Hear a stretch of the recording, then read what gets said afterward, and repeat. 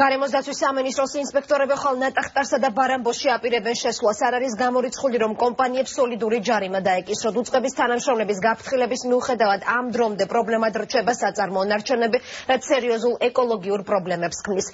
არსებობს ლაბორატორიული კვლევის შედეგებიც, რომლის მიხედვით ნარჩენები ჯანმრთელობისთვის საშიშ ნივთიერებებს შეიცავს.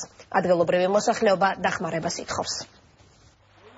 ეს არის ქიმიური ნარჩენები, რომელიც ლუცახარს, ნატახტარსა და ბარამბოს ქარხანაში პროდუქციის გადამუშავების შემდეგ მდინარე ნარაკვაში ჩაედინება. ეს უკანასკნელი კი არ აქვს უერთდება. გარემოს დაცვის სამინისტროს ინფორმაციით, საწარმოო ნარჩენები გარემოსა და მოსახლეობის ჯანმრთელობაზე უარყოფით ზეგავლენას ახდენს, რის გამოც ნატახტარსა და ბარამბოს მფლობელები სასამართლოს მიერ რამდენიმე ათასი ლარით უკვე დაჯარიმდნენ. ძალიან საშიში, იმიტომ რომ ხან წვანია, ხან თეთრია, ხან ქაფიანია, 1000-ნაირი ფერი და სუნი.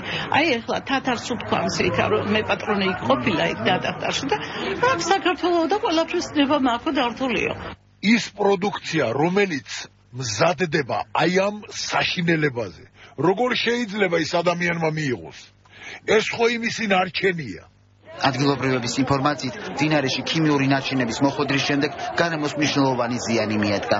ლაბორატორიული შემოწმების შემდეგ კი დადგინდა, რომ ნარჩენები ონკოლოგიურ დაავადებებს იწვევს. მოსახლეობა აცხადებს, რომ გაფრთხილების მიუხედავად ბარამბოსა და ნატახტარში ქიმიური ნარჩენების ფილტრაცია დღემდე არ ხდება.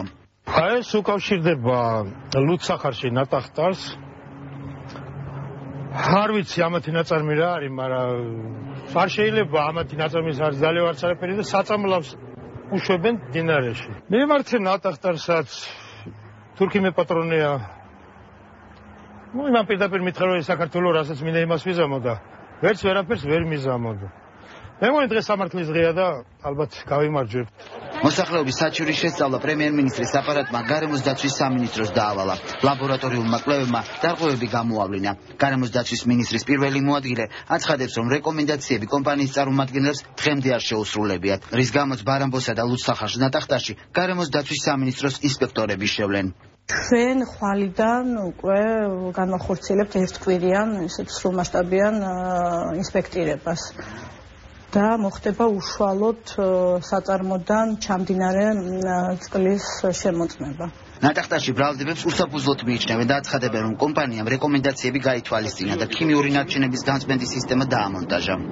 სისტემა თავისთავად არის დღესდღეობით საქართველოში ჩვენთვის არსებული ინფორმაციის საფუძველზე საუკეთესო სისტემა.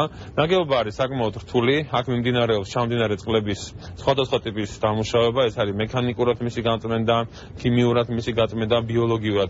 ყველაზე საოცარი ის არის, რომ ლუცახარში აქვს შეძენილი და დამონტაჟებული წყლის გამწმენდი ნაგებობა.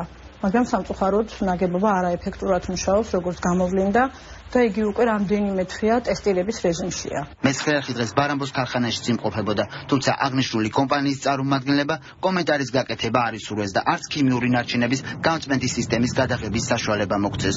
გარეთ, გადით გარეთ. არ შეიძლება აქ შემოსულ. არ შეიძლება აქ შემოსულ. ბარამბო ნება.